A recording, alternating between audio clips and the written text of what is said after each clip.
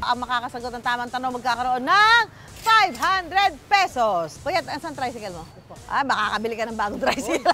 Kung ang bundok ay mountain, ano naman ang bulkan? Ang bulkan, English ha? Volcanic. Ha? Volcanic talaga ha?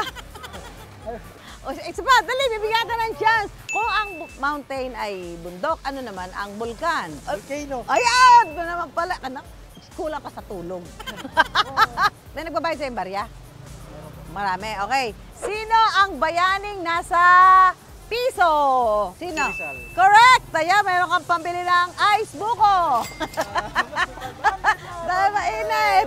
O, pwede daw si Kuya, nag-volunteer. Ang noo ay forehead. Ano naman ang head?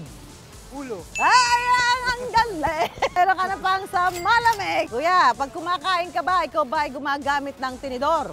Opo. Ano ang English ng tinidor? Isip ka na isip! Dali, kaya mo yan! Ha? Isipin mo! Alam mo yun! Okay, kuya, next time ha! Kung ang kutsara ay spoon, ano naman ang tinidor? Dali, isip! Ano ang tinidor? Tinidor. Ano? Dali, isip! Ay, puro nalimutan. Lapit na. Oo nga, fork spoon na. Pinagsama niya. Kutsara, tinidor. Napakainit po ngayon dito, mga kapuso. Talagang nag-aapoy. Makain ba kayo ng manok? Opo. Ilan ang paa ng dalawang manok? 4. Di ba 5? 4. 5? Ayan na nga, may 500 pesos ka. Kumusta na ang ating mga tricycle driver?